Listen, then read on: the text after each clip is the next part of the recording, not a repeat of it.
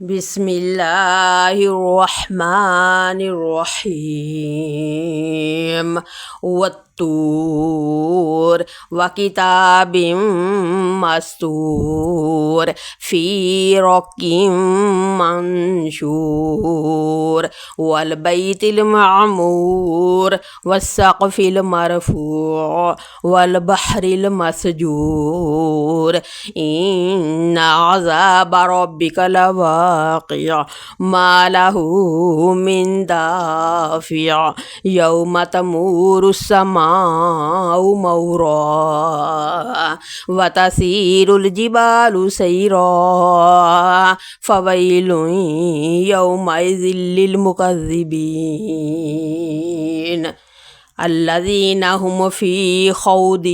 يلعبون يوم يدعون إلى نار جهنم دعا هذه النار التي كنتم بها تكذبون أفسحر هذا ما أنتم لا تبصرون اصلوها فاصبروا أو لا تصبروا سواء عليكم إنما تجزون ما كنتم تعملون إن المتقين في جنات ونعيم فاكهين بما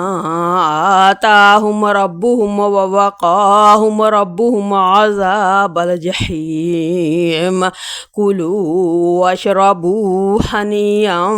بما كنتم تعملون متكئين على سرر مصفوفة وزوجناهم بحور عين والذين آمنوا واتبعتهم ذريتهم بإيمان ألحقنا بهم ذريتهم وما علتناهم من عملهم من شيء كل امرئ بما كسب رهين وأمددناهم بفاكهة ولحم ما يشتهون يتنازعون فيها كأسا لا لغو فيها ولا تأثيم ويطوف عليهم غلمان لهم كأنهم لؤلؤ مكنون وأقبل بعضهم على بعض يتساءلون قالوا إنا كنا قبل في أهلنا مشفقين فمن الله علينا ووقانا عذاب السموم إنا كنا من قبل ندعوه إنه هو البر الرحيم فذكر فما أنت بنعمة ربك بكاهن ولا مجنون أم يقولون شاعر نتربص به ريب المنون قل تربصوا فإني معكم من المتربصين أم تأمرهم أحلامهم بهذا أم هم قوم طاغون أم يقولون تقوله بل لا يؤمنون فليأتوا بحديث مثله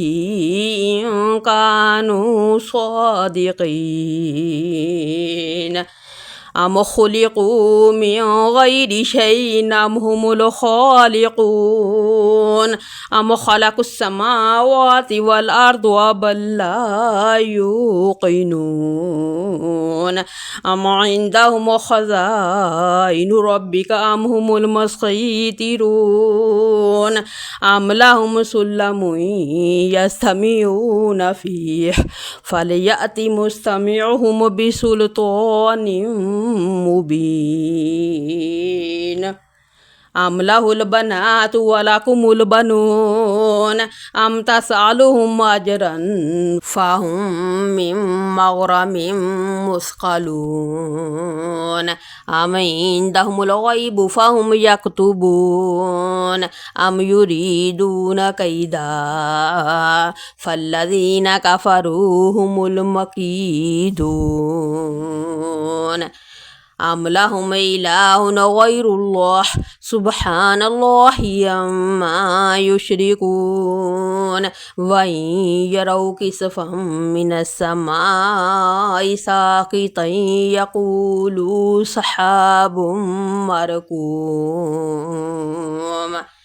فذرهم حتى يلاقوا يومهم الذي فيه يساقون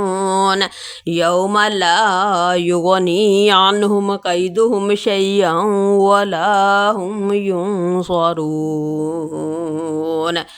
وإن للذين ظلموا عذابا دون ذلك ولكن أكثرهم لا يعلمون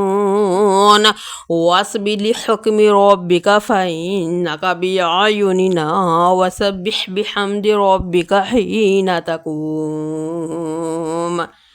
ومن الليل فسبحه وإدبار النجوم